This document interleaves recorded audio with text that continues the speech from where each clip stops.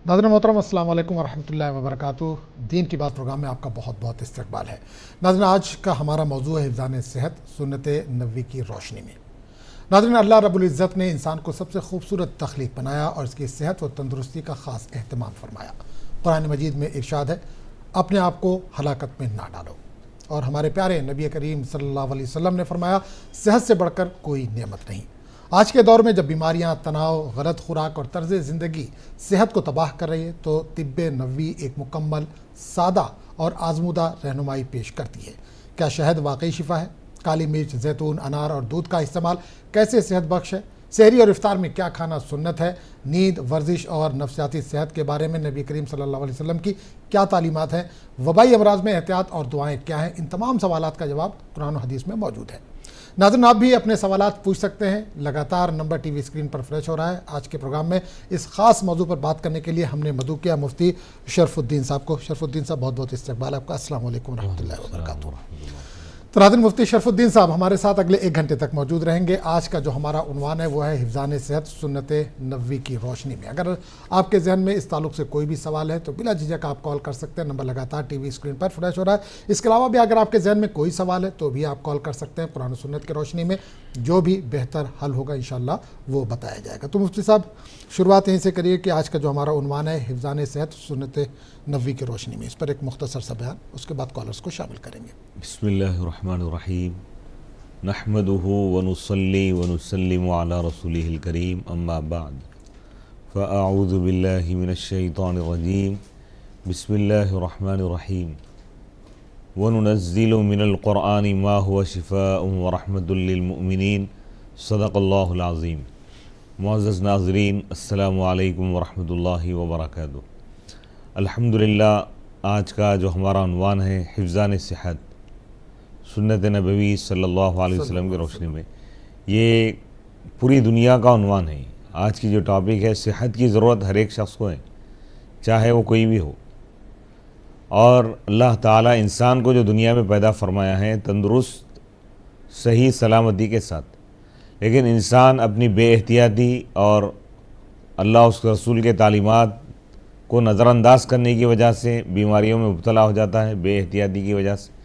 तो नबी पाक अलैहिस्सलातु वस्सलाम की जो सीरत है, आपकी जो ज़िंदगी है, सिर्फ़ एक आम ज़िंदगी नहीं है। आपकी हयात तय्यबा हर फील्ड, हर मैदान में हमारे लिए रहनुमाई है। आखिरत की नजात के लिए जिस तरह आपकी ज़िंदगी हमारे लिए रहनुमाई करती है, इसी तरह इबादत के बारे में आपकी ज़िंदगी हमको बताती है कि हम किस तरह इबादत करें। इसी तरह हुकूकुल्लाह, हुकूकुल इबाद, वालिदैन के साथ किस तरह सलूक करना चाहिए, औलाद के साथ, बीवी बच्चों के साथ, रिश्तेदारों के साथ, पड़ोसियों के साथ, हत्ता के जानवरों के साथ भी कैसा सलूक करना चाहिए, आपकी ज़िंदगी में यह रहनुमाई मौजूद है। इसी तरह इंसान को तंदुरुस्त रहने के लिए क्या करना चाहिए, नबी पाक अलैहिस्सलातु वस्सलाम की सीरत सिर्फ सीरत ही नहीं बल्कि एक यानी बीमार आदमी के लिए एक तिब की हैसियत भी रखती है। जैसे नबी पाक अलैहिस्सलातु वस्सलाम का इरशाद पाक है, सेहत की अहमियत को आप बयान करते हुए फरमाते हैं कि 2 नेमतें ऐसी हैं जिसमें लोग धोखे में पड़े हुए, गफलत में पड़े हुए, यानी उसका सही इस्तेमाल नहीं करते, उसकी कदर नहीं करते। आप फरमाते हैं कि अस्सिहत वल फराग, तंदुरुस्ती और फराग दस्ती, ये 2 चीज़ें बहुत बड़ी नेमत है। अल्लाह की करोड़ा नेमतें हैं, लेकिन तंदुरुस्ती ये वो नेमत है कि इंसान इसके ज़रिए अपनी दुनिया को भी बेहतर बना सकता है, आखिरत को भी बेहतर बना सकता है। दुनिया को बेहतर बनाना, जैसे मिसाल के तौर पर आदमी दौलत कमाना चाहता है, स्ट्रगल करना चाहता है, तिजारत करना चाहता है, जॉब करना चाहता है, कोई भी काम दुनिया का, तो उसके लिए तंदुरुस्ती ज़रूरी है। इसी तरह आदमी आखिरत में कामयाबी चाहता है तो उसके लिए भी तंदुरुस्ती ज़रूरी है। जैसे रोज़ा रखना इबादत है, ये रोज़ा उसी वक्त रख सकता है जबकि वो तंदुरुस्त हो। खड़े होकर इबादत करना ये बेहतर चीज़ है, अफजल है। ये कब कर सकता है? जबकि वो तंदुरुस्त हो। यानी तंदुरुस्ती का ताल्लुक़ दीन और दुनिया दोनों से ही। तो इसलिए आप फरमाते हैं कि अक्सर लोग धोखे में पड़ जाते हैं, यानी तंदुरुस्ती है उसकी कदर नहीं करते, इबादतें वगैरह नहीं करते, कोई अच्छे अमाल नहीं करते, दुनिया को बेहतर बनाने के लिए कोई काम नहीं करते, बस उसका गलत इस्तेमाल करते हैं, उसमें कोई कदर नहीं करते। और इसी तरह फराग दस्ती, यानी इंसान को कोई ज़िम्मेदारी नहीं है, फारिगुल बाल है, दौलत मौजूद है, कोई फ़िक्र नहीं है, कोई परेशानी नहीं है, लेकिन उस वक्त इंसान नेक अमाल नहीं करता, इबादत नहीं करता। جب مصروف ہو جاتا ہے تو اس وقت سوچتا ہے کہ کاش کہ میں یہ عبادت کرتا تو اچھا ہوتا. تو اس لیے ان دو نعمتوں کی، اور سب سے پہلے آپ صحت کا ذکر فرماتے ہیں، اور اب اسلامی نظام عبادت جو ہے آپ اس کو غور کریں تو اس میں بھی تندرستی کا راز بتایا گیا ہے. جیسے روزہ رکھنا یہ ایک بہت بڑی عبادت ہے. اللہ کے رسول صلی اللہ علیہ وسلم فرماتے ہیں کہ روزہ رکھو اور تندرست ہو جاؤ. آج اس پہ امریکہ وغیرہ میں کئی جگہ ریسرچ تحقیق کی گئی تو وہ لوگ اس بات کو تسلیم کرنے پر مجبور ہو گئے کہ روزہ رکھنے کی وجہ سے سال بھر میں اگر کوئی 25 سے 30 دن روزہ رکھتا ہے تو کینسر کے چانسز کم ہو جاتے ہیں، اور کینسر جیسی لا علاج مہلک بیماری سے وہ بچ جاتا ہے. آج سے 1400 سال پہلے اللہ اس کے رسول صلی اللہ علیہ وسلم نے ہم کو یہ حکم فرمایا کہ تم رمضان کے روزے رکھو. آپ دیکھیے روزہ رکھنا بھی تندرستی کا بہت بڑا، صحت کا بہت بڑا راز ہے، اس میں بہت بڑا ذریعہ ہے. اور نبی پاک علیہ الصلوۃ والسلام غذائی اعتبار سے بھی آپ جو طریقہ مروج فرمائیں کہ خوراک یعنی غذا کم کھائیں، اچھی غذا کھائیں یعنی معیاری، اور کم مقدار میں کھائیں. کم کھانے سے آدمی تندرست رہتا ہے. اسی طرح آرام جو ہے، نبی پاک علیہ الصلوۃ والسلام عشاء کے فوری بعد آپ آرام فرماتے تھے. تو رات کی جو نیند ہے یہ بھی انسان کو تندرست بناتی ہے، نفسیاتی اور ذہنی بیماریوں سے بچاتی ہے. پھر صبح آپ یعنی تہجد میں آپ بیدار ہو جاتے. وہ جو وقت ہے یہ انتہائی اللہ کی رحمتوں اور اللہ کی نعمتوں کا وقت ہوتا ہے، اور یہ وقت جو آدمی بیدار ہوتا ہے وہ تندرست رہتا ہے. اور آپ فجر کے بعد اسی طرح آپ کا ایک مزاج یہ تھا کہ آپ زیادہ تر پیدل چلا کرتے تھے. نبی پاک علیہ الصلوۃ والسلام کی سیرت مبارکہ میں یہ ہے کہ آپ پیدل بھی زیادہ چلتے تھے. تو یہ بھی نبی پاک علیہ الصلوۃ والسلام کی سیرت سے یہ بات معلوم ہوئی ہے کہ جیسا کہ آج کل ڈاکٹرز بھی کہہ رہے ہیں کہ بھئی واک کرو، آپ ہر ایک کے لیے کہہ رہے ہیں لوگ. کیوں؟ کیونکہ اس کی وجہ سے انسان کا پورا نظام یعنی جسمانی جو نظام ہے وہ پورا فعال، متحرک ہو جاتا ہے، ایکٹیو ہو جاتا ہے. چلیے بات چیت کا سلسلہ مفتی صاحب جاری رکھیں گے. تو ناظرین، حفظان صحت آج کا یہ ہمارا عنوان ہے. اگر آپ کے ذہن میں بھی کوئی سوال ہے تو بلا جھجک آپ کال کر سکتے ہیں. مفتی شرف الدین صاحب ہمارے ساتھ موجود ہیں جو آپ کے سوالوں کے جواب دیں گے. نمبر لگاتار ٹی وی اسکرین پر فلیش ہو رہا ہے. مفتی صاحب، صحت کا آپ نے ذکر کیا. کچھ عبادت ایسی ہیں جو صحت سے جڑی ہوئی ہیں، خاص کر اگر ہم حج کی بات کریں، آپ نے بھی ذکر کیا. تو کیا بہتر یہی ہے کہ حج جو ہے وہ جوانی میں کر لیا جائے، زیادہ افضل ہے؟ بسم اللہ الرحمن. آپ دیکھیے اس کا صحیح جو حق ادا ہوتا ہے تندرستی کی حالت میں ہی ہوتا ہے. کیونکہ آدمی بالکل ویل چیئر پہ ہے، نہ چل سک رہا ہے نہ پھر سک رہا ہے. حج تو ہو جائے گا لیکن وہ جو حج کا جو مزہ ہے، ٹیسٹ ہے، وہ چیز اس کو نہیں ملتی. ہر کام آپ دیکھیے، زندگی انسان کی 99% جو جڑی ہوئی ہے وہ ہے ریلیٹڈ ہے صحت سے، ہیلتھ سے. ہیلتھ اگر ہے تو ہر چیز. اور یہ حج میں بھی ہم دیکھتے ہیں کہ دیکھیے اب اس میں زیادہ تر پیدل چلنا ہے. یعنی آج کا جو ماحول ہے، حرم شریف جو ہے اس کی توسیع جو ہو گئی، دائرہ بڑھ گیا ہے. ہاں بہت بڑا ہو گیا دائرہ. حرم میں داخل ہونے کے لیے بھی اس کو تقریباً 1-8 کلومیٹر یا 2 کلومیٹر پیدل چلنا پڑتا ہے. تو بہرحال صفا مروہ ہو یا مزدلفہ ہو، صفا مروہ میں بھی صحیح کر دے. دیکھیے رننگ ہے اس میں، تو تیز بھی دوڑنے کا حکم دیا گیا. میلین اخضرین، ہری لائٹ جو ہوتی ہے، گرین لائٹ. اور اسی طرح جمرات ہیں، اور عرفات ہے، مزدلفہ ہیں، یہاں پر بھی پیدل ہی چلتے ہیں لوگ. تو حج جیسی عبادت بھی اگر ادا کرنا ہے تو وہاں پر بھی تندرستی بہت ہی اہمیت کی حامل ہے. اب آپ دیکھیے روز مرہ ہم جو نماز پڑھتے ہیں، نماز کا جو حکم دیا گیا ہے نماز پڑھ دیں، تو اس کی ٹائمنگ پہ اگر ہم غور کریں اور یہ نماز پڑھنے کا جو طریقہ ہے یہ دنیاوی اعتبار سے بھی اگر ہم غور کریں تو یہ بہت بہترین بیسٹ ورزش ہے. کیونکہ انسان کے جسم میں جو خون کی دوران ہے، جب تک کہ یہ صحیح نہ ہو آدمی تندرست نہیں رہتا. جب آدمی سجدے میں جاتا ہے تو اس کے دماغ تک بھی اس کی خون کی رسائی یعنی اس کا جو روانی جو ہے وہ بہتر ہو جاتی ہے. اور اس میں جو اسٹیپس ہیں جیسا رکوع ہے، سجدہ ہے، ٹھہرتے ہیں، تمام چیزیں یعنی انسان کے جسم کے تمام اعضاء حرکت میں آ جاتے ہیں. یہ بہت بڑی نعمت ہے. اور سجدہ کرنے کی وجہ سے بھی انسان کئی بیماریوں سے محفوظ ہو جاتا ہے، رکوع اور سجدے کی وجہ سے. اسی طرح آپ دیکھیے طب نبوی میں نبی پاک علیہ الصلوۃ والسلام کی سیرت و سنت میں وضو کی بڑی فضیلت بیان کی گئی. آپ دیکھیے ہم جو عبادت کرتے ہیں، نماز جو ہے اس میں 7 شرائط ہیں، 7 کنڈیشنز ہیں اس میں. لیکن اس میں سے 3 جو کنڈیشنز ہیں، جو شرائط ہیں، اس کا تعلق صفائی سے. جیسے بدن کا پاک ہونا، انسان کا جسم جب تک کہ پاک نہ ہو وہ نماز نہیں پڑھ سکتا. تو آپ دیکھیے جب جسم وہ پاک صاف کرے گا دن میں 5 مرتبہ تو آپ اندازہ لگائیے وہ کتنا پاک صاف ہوگا اور جراثیم بیماریوں سے کتنا محفوظ ہوگا. اور اسی طرح آپ دیکھیے بدن کا پاک ہونا, جسم پاک ہو گیا, اس کے بعد کپڑے پاک ہونا. جسم تو پاک ہو گیا لیکن کپڑے اگر پاک صاف نہیں, نماز نہیں ہوگی. بدن بھی پاک ہو گیا ہے, کپڑے بھی پاک ہو گئے, لیکن جس جگہ جس پلیس پہ وہ نماز پڑھ رہا ہے وہ اگر پاک نہیں ہے تو وہ نماز نہیں ہوگی. بالکل. تو کتنی اہمیت والی چیزیں دیکھیے. اب دن میں ایک آدمی, ایک حدیث پاک میں اس لیے ایک مثال بتائی گئی ہے, اللہ کے رسول صلی اللہ علیہ وسلم فرماتے ہیں, ایک صحابی سے فرمائے, صحابہ سے, کہ دیکھو اگر کسی شخص کے گھر کے سامنے ایک نہر ہو اور وہ دن میں 5 مرتبہ غسل کرے تو کیا اس کے جسم پر کوئی میل باقی رہتا ہے؟ تو صحابہ نے کہا کہ یا رسول اللہ نہیں, جب 5 مرتبہ غسل کرے گا تو اس کے جسم پر کوئی میل باقی نہیں رہے گا, جسم پاک صاف ہو جائے گا. تو حضور فرمائے اسی طرح 5 نمازوں کی مثال, 5 نمازیں جو پڑھے گا اس کا باطنی جو میل ہے وہ بھی ختم ہو جائے گا, ظاہری جسمانی میل بھی ختم ہو جائے گا. اور آپ دیکھیے کورونا جیسی بیماری میں اس کا علاج جو ہے سائنٹسٹ وغیرہ یا ڈاکٹرز جو تجویز کیے تھے کہ بھائی ناک صاف کرنا, یعنی ناک میں پانی وغیرہ داخل کرنا اور ناک صاف کرنا. جراثیم جو داخل ہو رہے تھے ناک کے ذریعے سے. اب آپ دیکھیے وضو میں ہمارے پاس کیا ہے, 3 مرتبہ ناک صاف کرنے کا حکم دیا گیا, سنت نبوی ہے.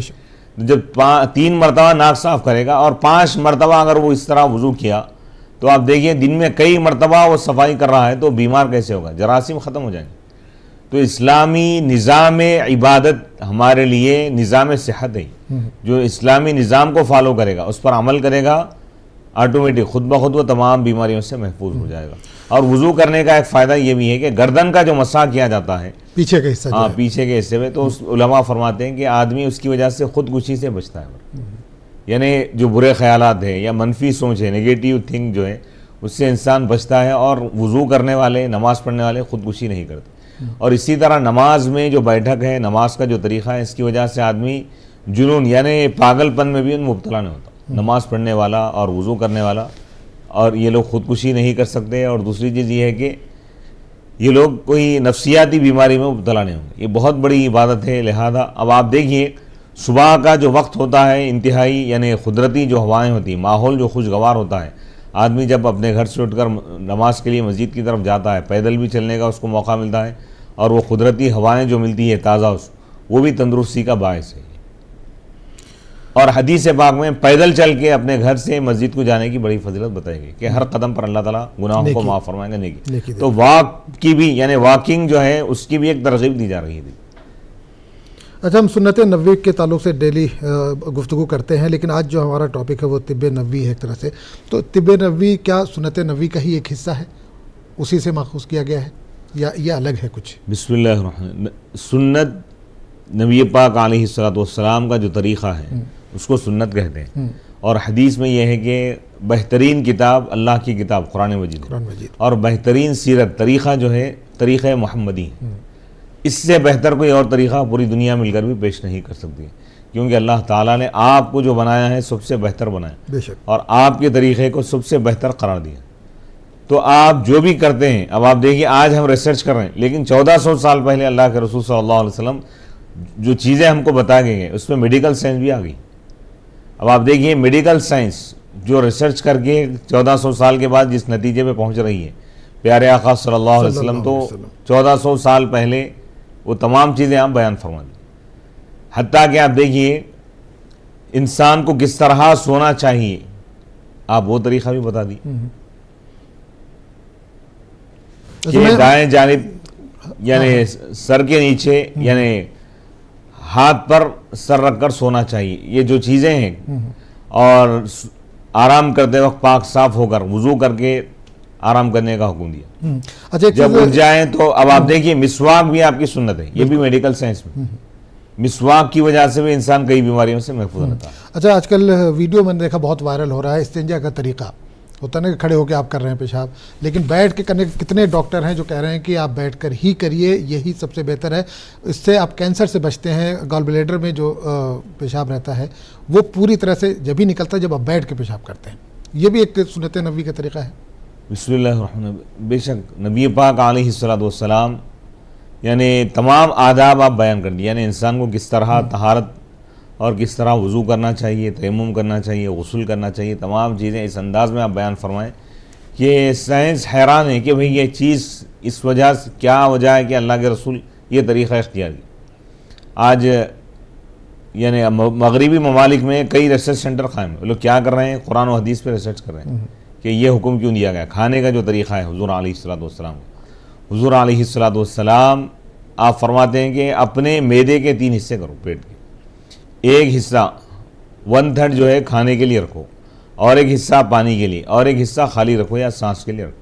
اب یہ کتنی بڑی بات ہے، دیکھیں اب انسان اگر اس پر عمل کر لیں تو وہ ہزاروں بیماریوں سے محفوظ ہو جاتا ہے۔ آج جتنی بھی بیماریاں آ رہی ہیں معدے کی خرابی کی وجہ سے یا بد ہضمی کی وجہ سے، اور آپ یہ فرماتے ہیں کہ کھانا جو ہے آج کل ہم جو کھا رہے ہیں، دیکھیے رات میں کوئی 12 بجے کھا رہا ہے، کوئی 1 بجے کھا رہا ہے، دعوتوں کا جو نظم ہے کھانا کھاتے ہی سو رہے ہیں، یہ نبی پاک علیہ السلام کی سیرت اور سنت اور آپ کی جو طب ہے اس کے خلاف نہیں، کیونکہ کبھی بھی آپ پوری تاریخ اٹھا کے دیکھیے عشاء کے بعد آپ کھانا کھائے بلکہ کہیں ثابت نہیں۔ عشاء کے فوری بعد آرام کرتے تھے، آپ عصر کے بعد ہی کھا لیتے تھے، عصر کے بعد ہی کھا لیتے تھے۔ ہاں، اور آپ کا اکثر یہ معاملہ ہوتا تھا کہ آپ رمضان کے علاوہ بھی ہر پیر کو روزہ رکھتے تھے، جمعرات کو روزہ رکھتے، اور بیچ میں بھی کئی دن آپ روزہ رکھتے، شعبان کا پورا مہینہ روزہ رکھتے تھے، اور کئی دن آپ بھوکے بھی رہتے تھے۔ اس کی وجہ کیا ہے؟ آج میڈیکل سائنس یہ کہہ رہی ہے کہ انسان جتنا کم غذا استعمال کرے گا وہ اتنا زیادہ تندرست ہوگا تو اور بیماریوں سے محفوظ رہے گا۔ آج آپ دیکھیے یہ جو کینسر پہ جو تحقیق ہوئی، ایک بہت بڑا ڈاکٹر جو ہے تحقیق کیا، اور جب ایک کانفرنس میں جب اس کو پیش کیا گیا، پوچھا گیا کہ بھئی آپ کیا ریسرچ کیے، کیا دوا تیار کی، تو اس نے کہا کہ میں ایک دوا تیار کر لیا ہوں۔ تو لوگوں نے پوچھا کہ کیا تیار کیا، تو اس نے کہا کہ جو آدمی بھوکا پیاسا رہتا ہے زیادہ، اور تقریباً یعنی 20 سے 25 دن اگر بھوکا پیاسا رہے گا، دن بھر بھوکا اور پیاسا رہے گا، 12-15 گھنٹے بھوکا پیاسا رہے گا، تو ایک وقت کے بعد آدھا دن گزرنے کے بعد جب اس کے پیٹ میں پوری غذا ختم ہو جاتی ہے تو معدہ جو ہے اس کے جسم میں جو خراب چیزیں ہیں وہ تمام چیزوں کو وہ کھا لیتا ہے اور اس کو گلا دیتا ہے اور اس کو جلا دیتا ہے۔ اور کینسر جو پیدا ہوتا ہے، جسم کے اندر جو خراب چیزیں رہتی ہیں، جو جسم کے اندر رہ جاتی ہیں، باہر نہیں نکلتی، تو اس کی وجہ سے کینسر پیدا ہوتا ہے۔ تو جو بھوکا پیاسا رہے گا اور سال میں کم از کم ایک 25 سے 30 دن رہے گا تو کینسر 99% اس کو نہیں ہوگا، یعنی محفوظ ہو جائے گا۔ بالکل۔ تو یہ نبی پاک علیہ السلام نے 1400 سال پہلے روزے کا آپ نے حکم فرمایا۔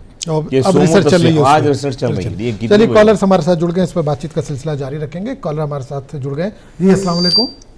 السلام علیکم سر۔ وعلیکم السلام۔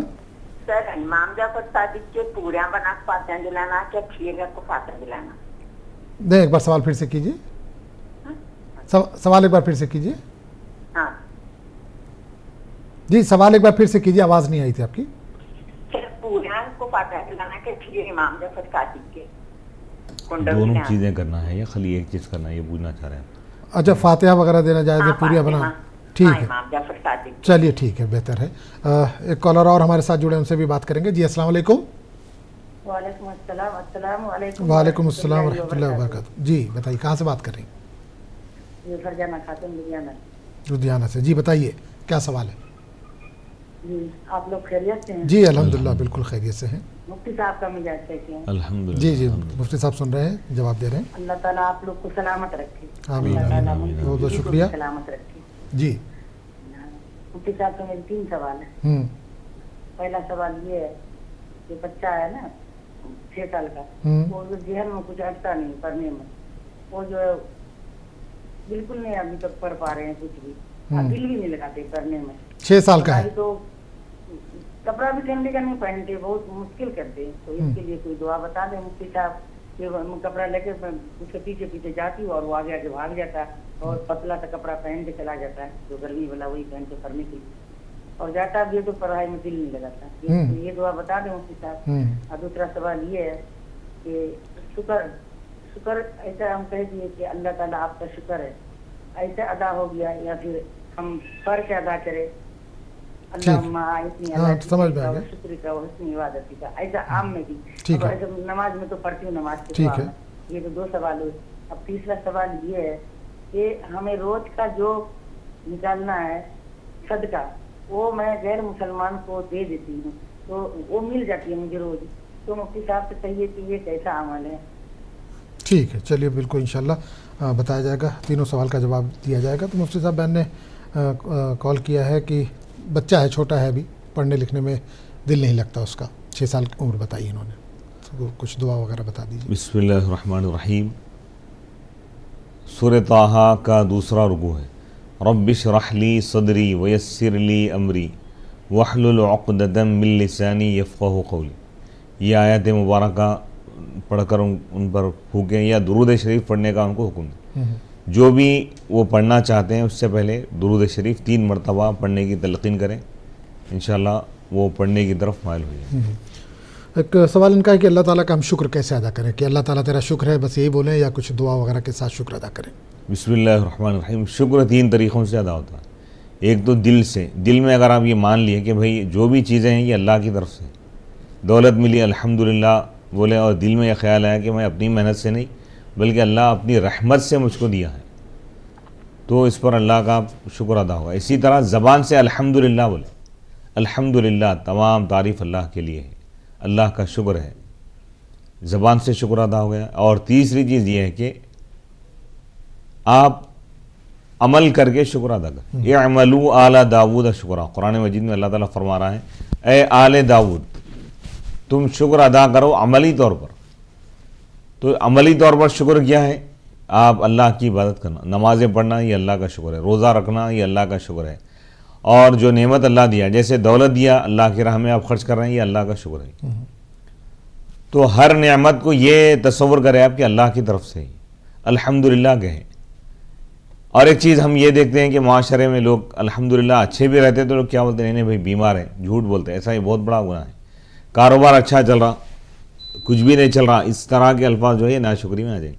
अल्हम्दुलिल्लाह ठीक है, आप तमाम चीज़ों का इजहार नहीं करना चाहते हैं, अपनी दौलत नहीं बताना चाहते हैं, कोई बात नहीं, लेकिन ये कहें कि अल्हम्दुलिल्लाह सब ठीक है। अगर आप बीमार भी हैं तो अल्हम्दुलिल्लाह कहना चाहिए, क्योंकि इसमें भी अल्लाह की हिकमत है। नहीं मालूम अल्लाह ताला कोई और ख़तरनाक बीमारी में अगर मुब्तला करता तो क्या होता। तो हर हाल में अल्लाह का शुक्र अदा करना चाहिए, ज़बान से भी और अमल से भी। और इसी तरह एक तरीक़ा ये भी बताया गया है कि आप 2 रकात शुक्राना अदा करें।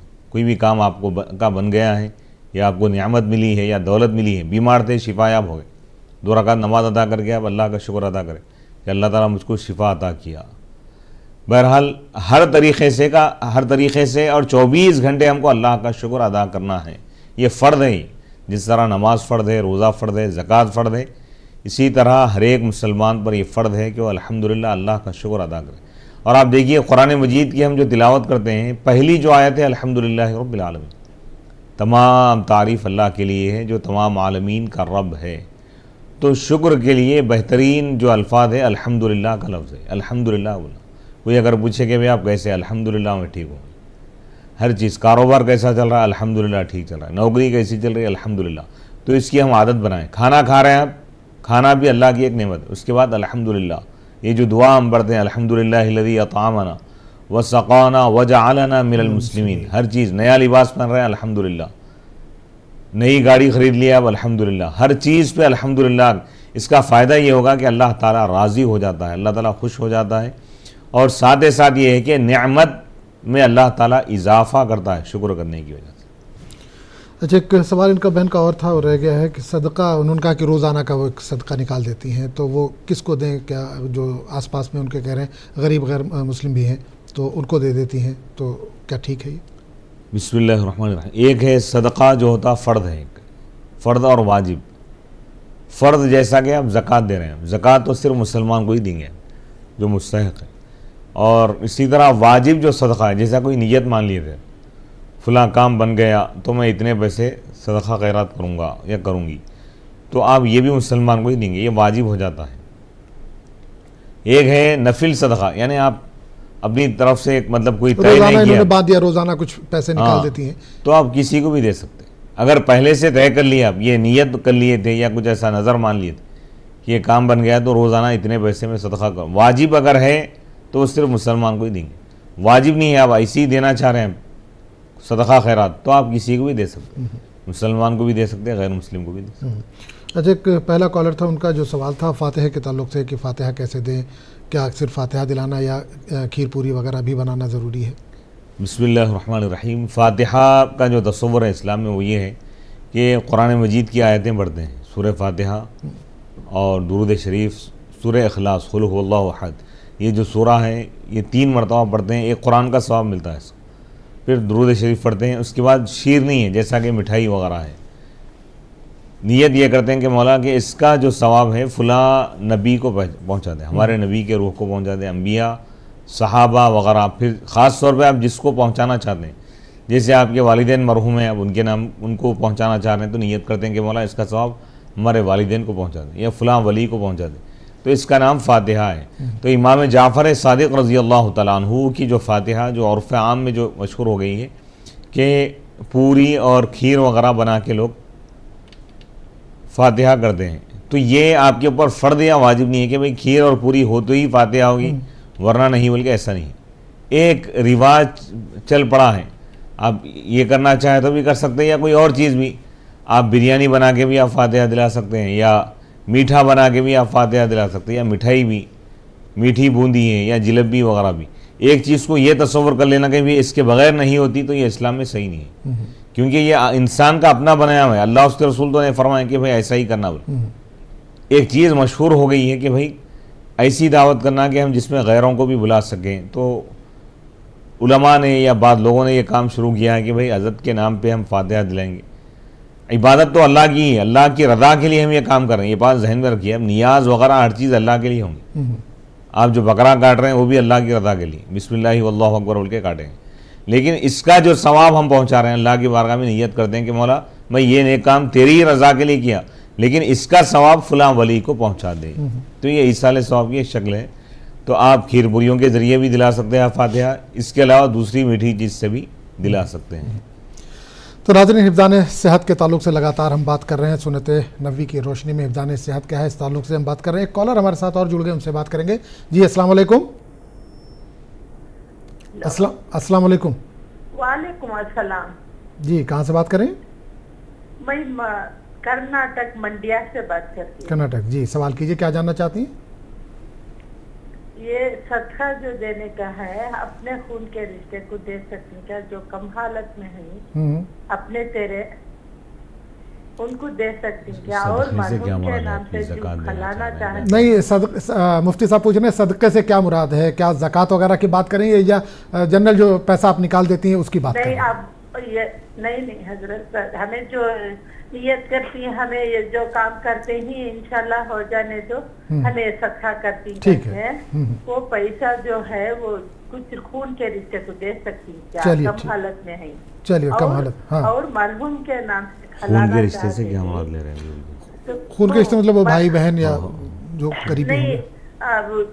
بھائی بہن، ننن کی بیٹی، جو ننن کے رشتے دار جو کم حالت میں ہیں، کم حالت میں ہے، ٹھیک ہے، کو دے سکتی کیا۔ ٹھیک ہے۔ اور ایک بات ہے، لیکن مرحوم کے نام سے جو کھلانا چاہتے ہیں وہ اپنے تیرے جو غریب اور مرحوم جو ہمارے ساس سسرے ہیں وہ دینا چاہتی ہوں، وہ ان کی نواسی ہے، ان کو دے سکتی کیا، انہوں کم حالت میں ہے۔ ٹھیک، کیا دینا چاہ رہے ہیں؟ کیا دینا چاہ رہے ہیں جو نواسی آپ کو کیا دینا چاہ رہی ہیں ان کو؟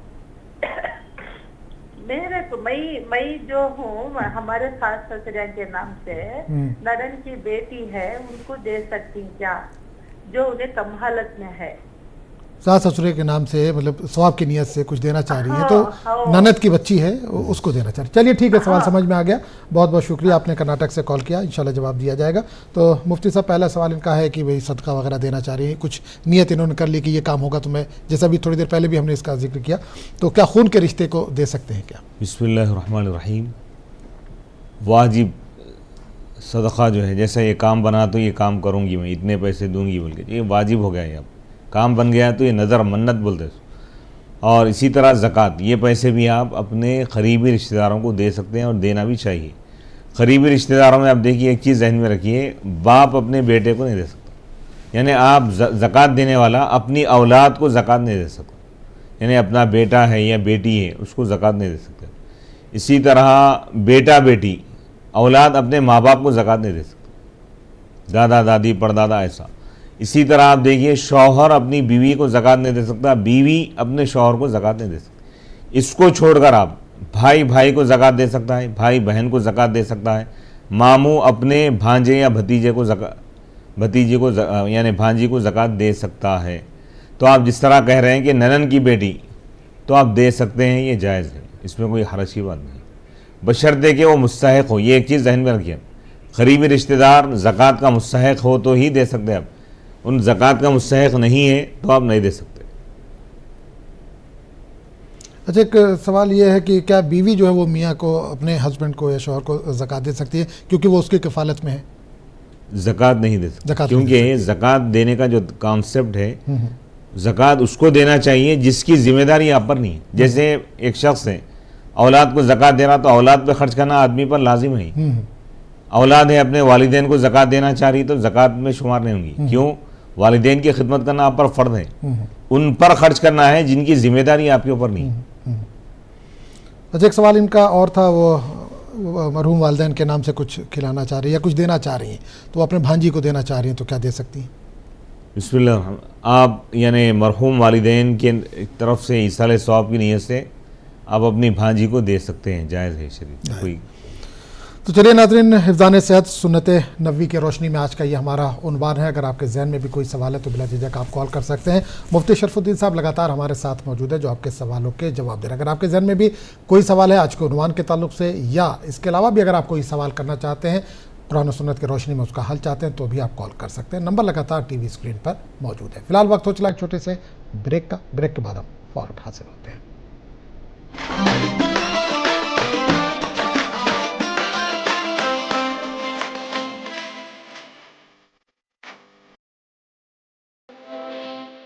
This is no ordinary sky. This is where legends are born. Space transition. In the vast expanse above, the Indian Air Force reigns. Unseen, unstoppable, unmatched. The Indian Air Force to be a cut above. خوبصورت مشاعروں اور کوی سمیلن کا حسین سنگم۔ اردو ہے میرا نام، میں خسرو کی پہیلی، میں میر کی ہمراز ہوں غالب کی سہیلی۔ واہ، تو جو شدت سے یاد آئی ہے، آج کیا یوم بے وفائی ہے؟ اس کی یاد آئی تو کچھ زخم پرانے نکلے، دل کی مٹی کو کریدا تو خزانے نکلے۔ شہر میں کرتا تھا جو سانپ کے کاٹے کا علاج، اس کے تہخانے سے سانپوں کے ٹھکانے نکلے۔ کیا کہنے، بڑے ہنر سے ہمارا مکان بیچ دیا، سیاسی لوگوں نے ہندوستان بیچ دیا۔ یہ کس نے کہہ دیا تم سے کہ بس پنکچر بناتے ہیں، وطن پر ہنس کے جو کٹ جائیں ایسے سر بناتے ہیں۔ کبھی لفظوں سے غداری نہ کرنا، غزل پڑھنا اداکاری، جو میری زندگی کے ساتھ کی ہے وہی مرنے پہ فنکاری۔ دیکھیے محفل مشاعرہ ہر سنیچر رات 10:30 بجے صرف منصف ٹی وی پر۔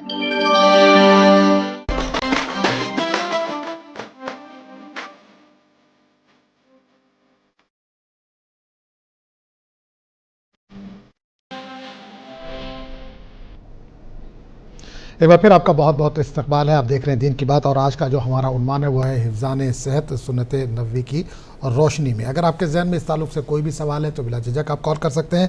اس کے علاوہ بھی اگر آپ کچھ سوال کرنا چاہتے ہیں، کچھ جاننا چاہتے ہیں قرآن و سنت کی روشنی میں اس کا حل چاہتے ہیں تو بھی آپ کال کر سکتے ہیں۔ مفتی شرف الدین صاحب لگاتار ہمارے ساتھ موجود ہیں جو آپ کے سوالوں کے جواب دے رہے ہیں۔ مفتی صاحب، لگاتار ہم حفظان صحت اور سنت نبوی یا طب نبوی کے تعلق سے بات کر رہے ہیں۔ حضور پاک صلی اللہ علیہ وسلم کو شہد بہت پسند تھا، اس کے پیچھے کیا وجہ ہے؟ اور ایک کلونجی کا ذکر بار بار آتا ہے کہ مطلب اس میں موت کے سوا ہر چیز کا علاج ہے. بسم اللہ الرحمن الرحیم. یہ بہترین چیز کی طرف آپ نے اشارہ کیا کہ شہد کے بارے میں قرآن میں بھی موجود ہے کہ فیہ شفاء للناس، اس میں لوگوں کے لیے شفا ہے. اللہ تعالیٰ خود فرما رہا ہے کہ شہد جو ہے یہ شفا ہے. آج اطباء، ڈاکٹرز اور حکماء یہ کہہ رہے ہیں کہ کئی بیماریوں کے لیے، جیسے قبض کی بیماری آج بہت ہی جو ڈینجر بیماری جو چل رہی ہے وہ ہے قبض. قبض جو ہے اس کا سب سے بڑا جو توڑ ہے وہ ہے شہد. نہار پیٹ گرم پانی میں اگر آپ ایک چمچہ شہد ملا کر پئیں گے یا دودھ میں تو قبض جیسی بیماری ختم ہو جائے گی. اسی طرح کئی بیماریوں میں یہ شفا ہے. اللہ کے رسول صلی اللہ علیہ وسلم شہد کا استعمال بہت فرماتے تھے، شہد پسند تھا. تو شہد کو ہم حضور کی سنت سمجھ کر اگر استعمال کریں گے تو ثواب بھی ملے گا ہم کو عبادت کا، اور بیماریوں سے شفا بھی ملے گی. دگنا فائدہ ہے اس میں. اور اسی طرح نبی پاک علیہ السلام فرماتے ہیں کہ کالا دانہ یعنی کلنجی یہ یعنی موت کے سوا ہر بیماری سے شفا ہے. آج ڈاکٹرز جو ہے اس پر تحقیق کر کے ماننے پر مجبور ہیں کہ ہر بیماری کے لیے بہترین چیز ہے یہ یعنی کلنجی. اس کا آئل بھی، اس کا تیل بھی استعمال کیا جا رہا ہے. اس میں بھی کئی بیماریوں سے شفا اللہ تعالیٰ اس میں رکھا ہے. اور نبی پاک علیہ السلام اسی طرح آپ کھجور بھی پسند فرماتے ہیں. کھجور بھی کئی بیماریوں سے شفا ہے. اور انسانی جسم کے لیے یہ بہت ہی زیادہ آئرن فراہم کرتا ہے، یعنی انسانی جسم کو طاقتور بناتا ہے کھجور. نبی پاک علیہ السلام کی جو زیادہ تر جو غذا تھی، بکری کا دودھ اور شہد اور اسی طرح کھجور، جو کی روٹی، یہ نبی پاک علیہ السلام کی آپ یعنی غذا تھی. اور حدیث میں یہاں تک آیا کہ کنٹینیو حضور پوری زندگی میں 63 سالہ حیات طیبہ میں 2 دن یا 3 دن کنٹینیو آپ پیٹ بھر کھانا نہیں کھائے. بہت بڑی بات ہے. یہ جو بیماریاں جو زیادہ ہو رہی ہیں جو ہم دیکھ رہے ہیں کہ غذا زیادہ استعمال کرنے کی وجہ سے اور خراب غذائیں استعمال کرنے کی وجہ سے انسان بیمار ہو رہا ہے. تو آپ دیکھیے معدہ اگر خالی رہے گا آدمی کا تو وہ بیماریوں سے محفوظ رہے گا. نبی پاک علیہ السلام کی غذا خوراک بہت کم تھی. چاہتے تو کھا سکتے تھے، جائز ہے کھانا، لیکن آپ نے طب کو آپ نے پیش فرمایا کہ انسان اگر کم غذا کھائے گا تو زندہ بھی رہے گا اور تندرست بھی رہے گا. تو یہ کتنی بڑی چیز ہے. آپ دیکھیے آج جتنی بیماریاں آ رہی ہیں غذاؤں کی بے احتیاطی کی وجہ سے آ رہی ہیں. اور رات میں دیر سے کھانے سے بھی آپ دیکھیے بیماریاں آ رہی ہیں. احادیث میں آپ ایک حدیث میں بھی آپ یہ نہیں بتا سکتے کہ حضور رات میں فلاں وقت 9 بجے 10 بجے کھانا کھائے ہوئی. مغرب سے پہلے ہی آپ کا جیسا یہ آپ افطار کا ٹائم دیکھیے، یہ جو ٹائمنگ ہے یہ رات کے کھانے کی ٹائمنگ ہونی چاہیے. نبی پاک علیہ السلام کا طریقہ بھی یہی رہا کہ آپ عشاء کے فوری بعد آرام کرتے اور عشاء سے بہت پہلے ہی آپ کھانا کھا لیتے تھے. تو اب اس اعتبار سے معلوم یہ ہوا ہے کہ رات میں دیر سے نہیں سونا چاہیے، جاگنا نہیں چاہیے، جلدی آرام کرنا چاہیے، صبح جلدی اٹھنا چاہیے. اور رات میں دیر سے کھانا نہیں کھانا چاہیے کیونکہ یہ معدے پہ ایک بار پڑ جاتا ہے. اچھا، اب کھجور کا آپ نے ذکر کیا، یہ اکثر پڑھنے میں آتا ہے کہ حضور پاک صلی اللہ علیہ وسلم روزہ رہتے تھے تو سحری کے وقت 3 کھجور کھایا کرتے تھے. اجوا کھجور زیادہ پسند تھی شاید ان کو، تو 3 کھجور کھائے تھے. یہ 3 کا کیا کچھ طاق کا کچھ ہے، کہیں ذکر ملتا ہے؟ بسم اللہ. طاق عدد کیونکہ یہ اللہ کو پسند ہے 3 جو ہے، اسی لیے آپ دیکھیے. اب آپ دیکھیے سورہ اخلاص 3 مرتبہ اگر آپ پڑھیں گے تو یہ قرآن کا ثواب ملے گا. تو 3 کا عدد بھی بڑی اہمیت والا معاملہ ہے. اور اسی طرح نبی پاک علیہ السلام آپ جو افطار فرماتے کھجور سے افطار فرماتے تھے. اور کھجور جو ہے اب آپ دیکھیے مکمل ایک غذا ہے، یعنی اگر آدمی کوئی اور چیز فراہم نہ ہو کھجور بھی اگر کھا لیں تو اس کے لیے بہت ہی طاقت اور بہت ہی توانائی کا ایک ذریعہ ہوتا ہے. اور نبی پاک علیہ السلام کی سیرت اور سنت پر آج بھی تحقیق چل رہی ہے. چلیے کالر ہمارے ساتھ جڑ گئے، ان سے بات کر لیں گے. جی السلام علیکم. السلام علیکم. میں عمران خان بات کر رہا ہوں. جی عمران صاحب، کہاں سے بات کر رہے ہیں؟ دہلی سے بات کر رہا ہوں. جی جی بتائیے، کیا سوال ہے، کیا جاننا چاہتے ہیں؟ کہ مجھے شادی ہو کے 20 سال ہو گیا، میں دوا بھی استعمال کر رہا ہوں. کیا کہ دوا بھی استعمال کر رہا ہوں، کئی ڈاکٹر کے پاس دکھلا دیا میں کہ हाँ आपको होएगा बोल के कम थोड़ा सा कमजोरी होगा बोल के बता रहे हैं। 20 साल हो गए शादी को। मुझे एक दुआ भी चाहिए, इसलिए मैं दरखास्त दुआ के लिए। क्या चाहिए? क्या औलाद नहीं है आपको? हाँ औलाद नहीं है। चलिए समझ में आ गया। भाई का ये कॉल है कि 20 साल हो गए इनको औलाद नहीं है, डॉक्टर्स वगैरह को भी दिखाया लेकिन कोई फाका नहीं हो, तो कोई दुआ वगैरह कुछ बता दीजिए इसके लिए। बिस्मिल्लाहिर्रहमानिर्रहीम। रब्बी हबली मिनस्सालिहीन, हज़रत इब्राहीम अलैहिस्सलाम की दुआ है कि अल्लाह मुझको नेक औलाद अता फरमा। तो हज़रत इब्राहीम अलैहिस्सलाम को अल्लाह ताला 120 साल की उम्र शरीफ में अल्लाह ताला औलाद अता फरमा। अल्लाह कादिर मुतलक है, कभी आजमाइश में अल्लाह ताला मुब्तला फरमाता है, तो अल्लाह की रहमत से मायूस नहीं होना चाहिए। और इसी तरह ये जो है 2 रकात नफिल नमाज आप इशा के बाद पढ़ के दुआ करें सलातुल हाजत की नीयत से कि मौला मुझको औलाद अता फरमा। नमाज़ पढ़ने के बाद आप सजदे में जाएंगे और दुरूद शरीफ पढ़ते हुए अल्लाह की बारगाह में दुआ करेंगे, और ये अमल कंटिन्यू आप जारी रखें। एक दिन पढ़े उसका दूसरे दिन नहीं पढ़े ऐसा नहीं, आप कंटिन्यू कई दिन तक करते रहें तो इंशाअल्लाह अल्लाह ताला ज़रूर औलाद अता फरमाएगा। तो चलिए भाई, उम्मीद है कि आपके सवाल का जवाब मिल गया होगा। जो भी दुआ बताई गई है उस पर अमल कीजिए, और अगर आप नोट नहीं कर पाए हो या नहीं सुन पाए हो तो ये यूट्यूब पर लाइव भी नशर होता है, टेलीकास्ट होता है, आप जाकर यूट्यूब पर भी देख सकते हैं, उसको दुआ को याद कर सकते हैं या नोट कर सकते हैं। बहरहाल हिफ्ज़ान सेहत के ताल्लुक से आज हम बात कर रहे हैं। अगर आपके जहन में भी कोई सवाल है तो बिला झिझक आप कॉल कर सकते हैं।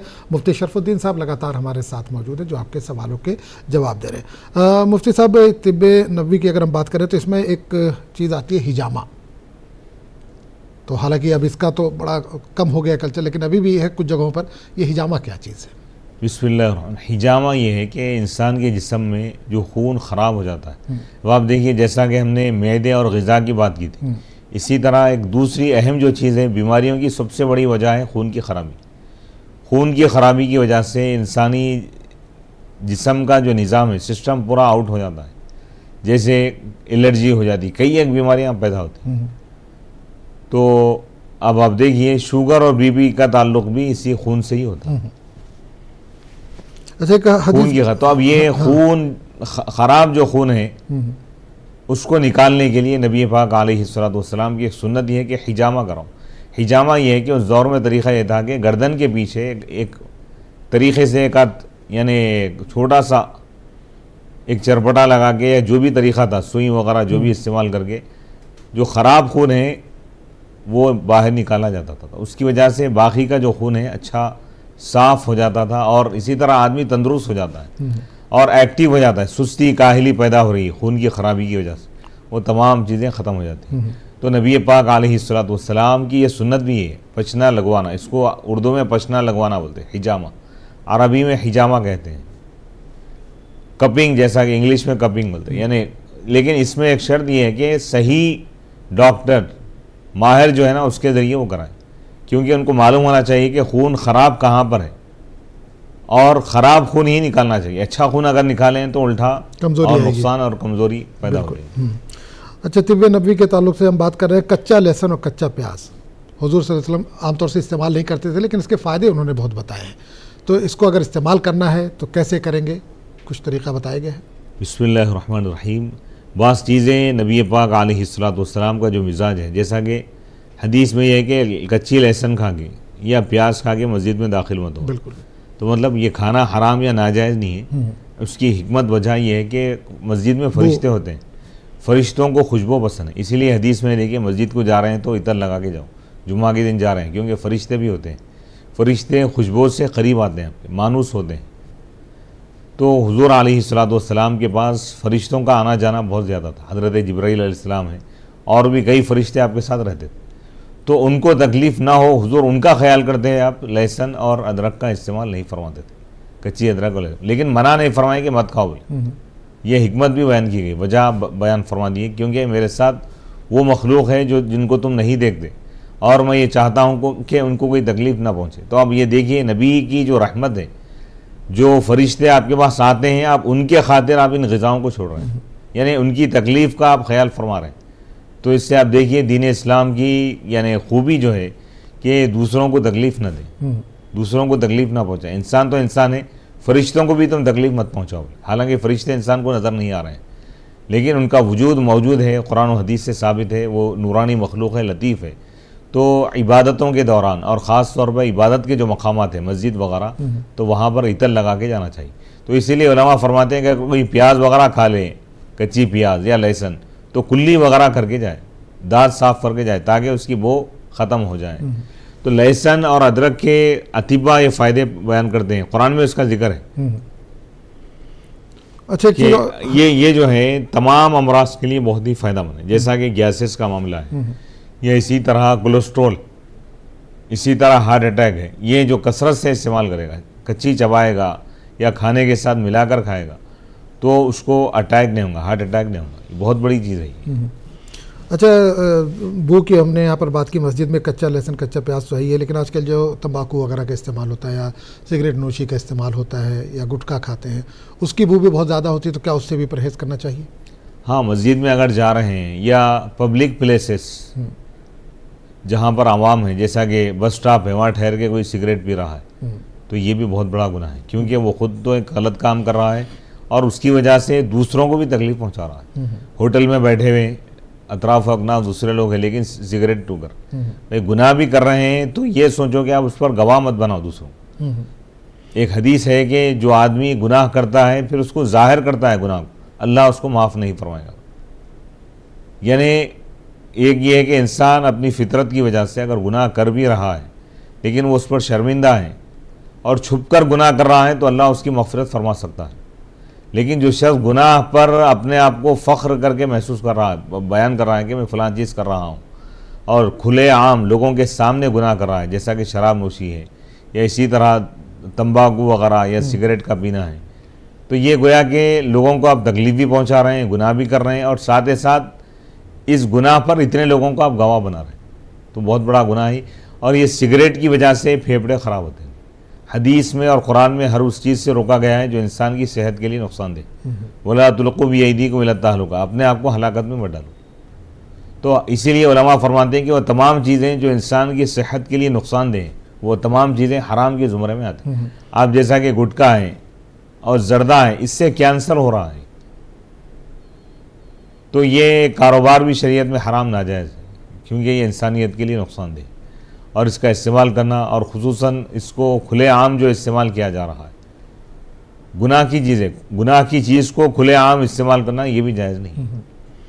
اچھا ایک چیز اور یہاں پر ہے کہ جادو اور زہر کا توڑ, میں نے پڑھا کہ 7 اجوا کھجور ہیں, تو 7 اجوا کھجور جو ہے وہ کھانا ہے, تو کیسے کھانا ہے, کیا کوئی دعا وغیرہ ساتھ میں پڑھنی ہے؟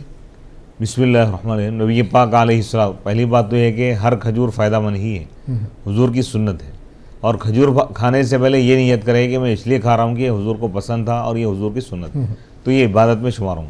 اب رہ گئے اجوا کی بات, تو نبی پاک علیہ السلام خاص طور پر اس کی فضیلت بیان فرمائیں کہ جو 7 اجوا کھجور کھائے گا دن بھر میں, تو اس پر سانپ کے زہر کا اثر نہیں ہوگا اور جادو کا اثر نہیں ہوگا.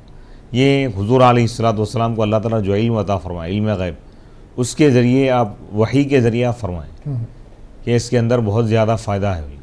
تو آپ بسم اللہ الرحمن الرحیم پڑھ کر کھائیں کوئی بھی چیز اگر کھا رہے ہیں, اور یقین رکھیں کہ اللہ تعالیٰ حضور کے فرمان کے مطابق یقیناً شفا عطا فرمائے گا. یہ جب اتنی بڑی چیزوں سے اللہ جب چھٹکارا دے رہا ہے, یعنی زہر کا اثر بھی نہیں ہوگا اور شیاطین اور جنات اور اسی طرح جادو کا اثر نہیں ہوگا, تو بیماریاں بدرجہ والا ختم ہو جائیں گی. تو اجوا کا بھی ہم کو اہتمام کرنا چاہیے, کھجور کا استعمال کرنا چاہیے. عموماً آج جو چل رہا ہے میں دیکھ رہا ہوں کہ بیکری آئٹمس ہیں یا برگر, پیزا, اس فاسٹ فوڈ پہ لوگ زیادہ توجہ دے رہے ہیں. یہ چیزیں نقصان دہ ہیں, جبکہ اس کے برخلاف آپ کھجور رکھیں گے گھر میں تو اس کے بہت زیادہ فوائد ہوں گے, دنیاوی اعتبار سے بھی, دینی اعتبار سے بھی, اور آخرت کے اعتبار سے. چلے ایک کالر ہمارے ساتھ جڑ گئے, ان سے بات کریں گے. جی السلام علیکم. جی میں اس بیچ میں آنکھوں کا ٹیسٹ کرائی تھی, ڈاکٹر بولا موتیابین آ رہا, آپ کو آپریشن کرانا ہو, اگر آپریشن کے بغیر اگر کچھ علاج ہے تو بتا دیجیے. موتیابین نہیں سمجھ میں آ گیا سوال, بالکل انشاءاللہ. بینائی کمزور ہو رہی ہے, موتیابند کا شکار ہے, تو بینائی بڑھانے کے لیے کیا کچھ دعا وغیرہ ہے؟ بسم اللہ الرحمن الرحیم. سورہ قاف 26 میں بارے کی آیت ہے, فَكَشَفْنَا عَنْكَ غِطَاءَكَ فَبَصَرُكَ الْيَوْمَ حَدِيدٌ. ہم نے تم سے تمہارے پردے کو ہٹا دیا, آنکھوں کا جو پردہ ہے, تو تمہاری بینائی, تمہاری نگاہ, تمہاری آنکھ آج تیز ہو چکی. تو جو بھی آنکھوں پر جو پردے ہیں یا جو بھی آنکھوں میں جو بیماری ہے وہ تمام بیماریاں ختم ہو جاتی ہیں. حتیٰ کہ اگر کسی شخص کو اینک ہے وہ کنٹینیو اس کو پڑھ کر پھونکے گا اپنے آپ پر تو اینک بھی اس کی یعنی نمبر وغیرہ کم ہو جائے گا اور اس کو اللہ تعالیٰ شفا عطا فرمائے. لیکن کنٹینیو پڑھنا ہے. اور ایک چیز یہ چیز ذہن میں رکھیے آپ کہ یہ نسخہ بیان کیا گیا بالکل بیماری آخری اسٹیج پہ آپ جب شروع کریں گے تو وہ نہیں ہوگا. ابتدا سے ہی اگر آپ اس کا اہتمام کریں گے تو آپ کو زیادہ فائدہ ہوگا. بہرحال حدیث میں یہ بھی ہے دیکھیے کچھ صحابہ آئے پوچھے کہ یا رسول اللہ کیا یعنی علاج کرانے کی وجہ سے تقدیر بدلتی ہے؟ تقدیر کے خلاف تو نہیں ہے؟ جیسے کوئی بیماری آ گئی علاج کرانا ہے یا نہیں کرانا؟ تو آپ فرمائیں کہ علاج کرانا ہے یہ بھی تقدیر ہے. بیماری بھی لکھا اللہ تعالیٰ اس کے ساتھ یہ بھی لکھ دیا ہے کہ اگر یہ علاج کرائے گا تو اس کو شفا ملے گی. دوا اور دعا دونوں دعا اور دوا دو بھی ہونا چاہیے. آپ موجودہ جو سائنس ہے جو ٹیکنالوجی ہے اس کا آپ استعمال کیجئے. ایلوپیتھک ہے یا جو بھی طریقہ ہے ڈاکٹرز جو کہہ رہے ہیں ان کے مشورے کے حساب سے چلیے.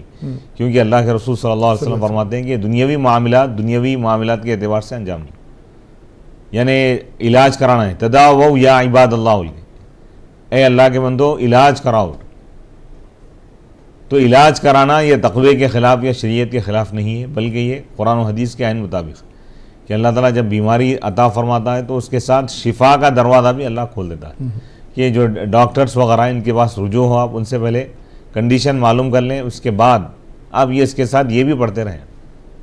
اس کا یہ مطلب نہیں دعا پڑھنے کا یہ مطلب نہیں کہ آپ علاج کو چھوڑ دیں ایسا یہ نہیں ہے. علاج بھی کرائیں اور یہ دعا پابندی سے آپ پڑھتے رہیں. اور بعض علماء یہ بھی فرماتے ہیں کہ قرآن مجید کو اگر آپ دیکھ کر پڑھیں گے قرآن کو دیکھنے سے بھی آپ کی نگاہ میں اللہ تعالیٰ اثر پیدا فرماتا ہے آنکھوں کی بیماریاں ختم ہوتی ہیں. وقت کی کمی ہے مفتی صاحب. تناؤ ڈپریشن غصہ اگر کسی کو بہت زیادہ آتا ہے تو کہتے ہیں کہ باوضو رہے بار بار وضو کرتا رہے تو کیا ان سے یہ چیزیں جاتی رہتی ہیں؟ بسم اللہ الرحمن الرحیم. وضو وغیرہ کرنے کی وجہ سے ڈپریشن وغیرہ بھی ختم ہوگا اور غصہ بھی ختم ہوگا اور کئی ایک بیماریاں جو ہے نا وہ ختم ہوں گی. اسی لیے حدیث میں غصے سے روکا گیا سختی سے منع کی. ایک صحابی آئے پوچھے کہ یا رسول اللہ مجھ کو نصیحت فرمائیں تو آپ فرمائیں لا تغضب غصے میں مت آؤ. پھر صحابی آگے پوچھے کہ یا رسول اللہ نصیحت فرمائیں تو آپ فرمائیں کہ لا تغضب غصے میں مت آؤ. تیسری مرتبہ پوچھے تو بھی آپ یہی جواب دیں. کیونکہ انسانی جسم کے لیے اور اس کی صحت کے لیے غصہ زہر سے زیادہ خطرناک ہے کیونکہ اس کا اثر اس کے دماغ پر دل پر پورے وجود پر پڑتا ہے. اس لیے انسان کو کیا ہے نارمل رہنا چاہیے اور پرسکون رہنا چاہیے. بعض لوگ کیا سمجھتے ہیں ارے بھائی خاموش رہے تو کیسا ایسا نہیں. اللہ کے رسول صلی اللہ علیہ وسلم کی پوری حیات آپ اٹھا کے دیکھیے. لوگ بڑی سی بڑی تکلیف آپ کو پہنچائیں لیکن آپ جلال میں نہیں آئے غصے میں نہیں آئے.